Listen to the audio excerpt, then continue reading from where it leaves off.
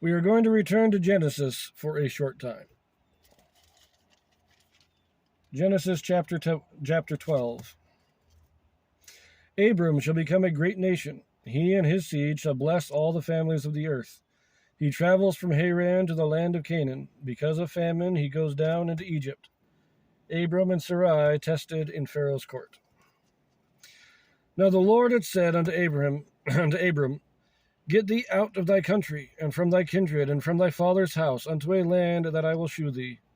And I will make of thee a great nation, and I will bless thee, and make thy name great, and thou shalt be a blessing. And I will bless them that bless thee, and curse him that curseth thee.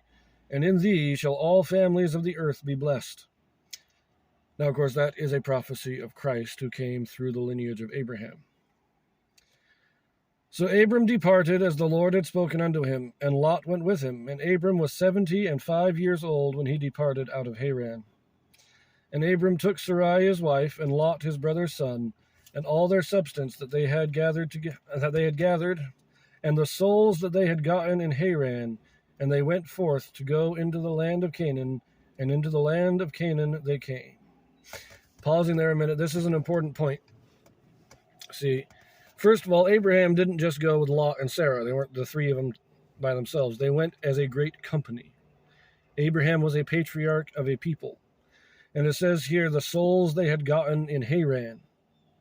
In other words, while in Haran, Abraham was preaching. He was a missionary. He was converting people. And when he left Haran, the faithful went with him. They joined themselves to the household of Abraham. I am guessing that he probably left Haran with 75 to 100 people total. The leaders of this group were Abram, Lot, and Sarah, or Sarai.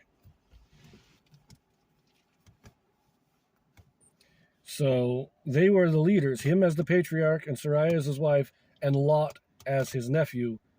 They were the leaders of this group. All of them were righteous, but they led a large group. But let us continue, verse 6. And Abram passed through the land unto the place of Sichem, unto the plain of Moreh. And the Canaanite was then in the land. And the Lord appeared unto Abram, and said, Unto thy seed will I give this land. And there builded he an altar unto the Lord, who appeared unto him. And he removed from thence unto a mountain on the east of Bethel, and pitched his tent, having Bethel on the west, and Hai on the east. And there he builded an altar unto the Lord, and called upon the name of the Lord. And Abram journeyed, going on still toward the south. So he leaves Haran, and he goes south into Canaan, and God says, This is all the land I'm going to give you. But at this time, Abram continues going south. But every place he stops, they pitched their tent, that wasn't just they stopped for the night. They stopped for a period of time. This was probably stopping for like the winter season. And God tells him, all this land I'm going to give to you, but he still moves on. He's still going south towards Egypt. And I will say, and it says, and the Canaanite was in the land. The Canaanites, of course, are the descendants of Ham. Some of the descendants. He had his son Canaan. So these are the descendants of Ham's son Canaan. Verse 10. And there was a famine in the land, and Abram went down into Egypt to sojourn there, for the famine was grievous in the land. And it came to pass, when he was come near to enter into Egypt, that he said unto Sarai his wife, Behold now, I know that thou art a fair woman to look upon. Therefore it shall come to pass, when the Egyptians shall see thee, that they shall say, This is his wife, and they will kill me, but they will save thee alive. Say, I pray thee, thou art my sister, that it may be well with me for thy sake, and my soul shall live because of thee.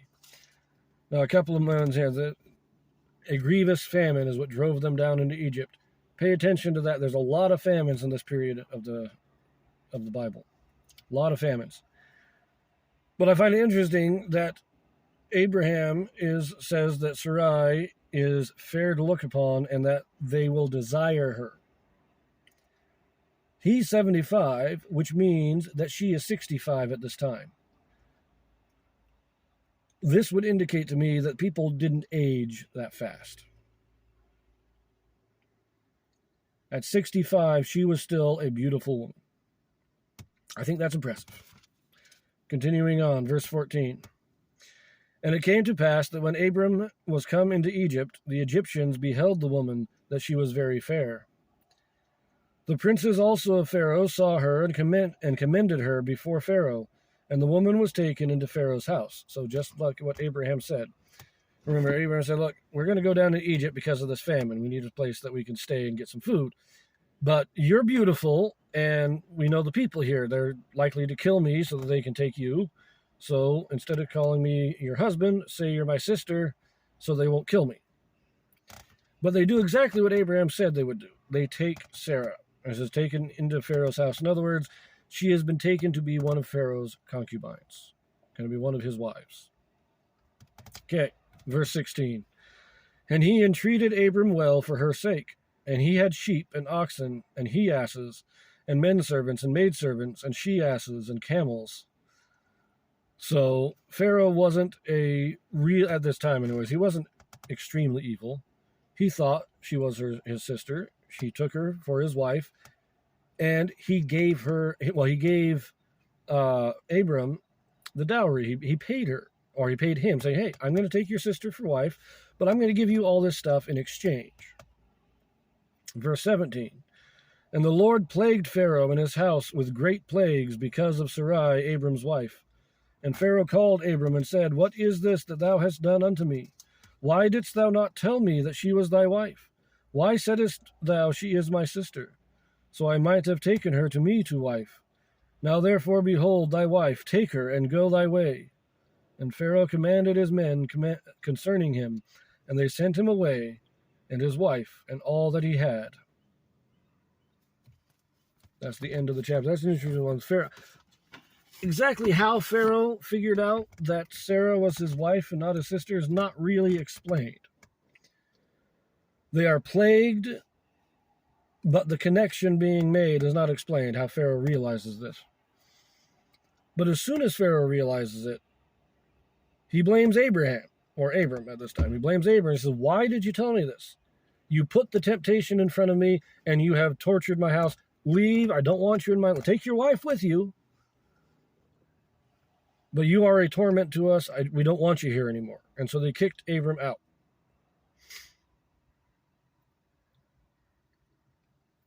Remember, people like to think of the people of modern people, like to think of the peoples of the Bible, especially the peoples back in the time of Abraham, as all being these wicked heathens.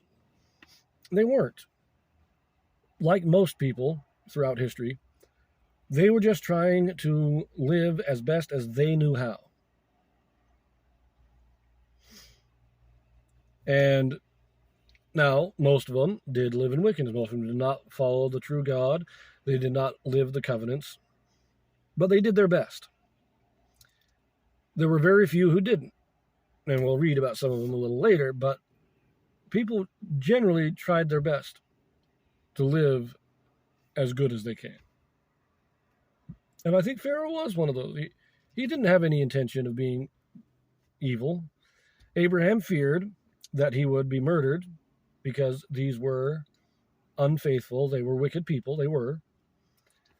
But Pharaoh was not a horribly evil guy. I'm not sure Pharaoh would have murdered Abraham.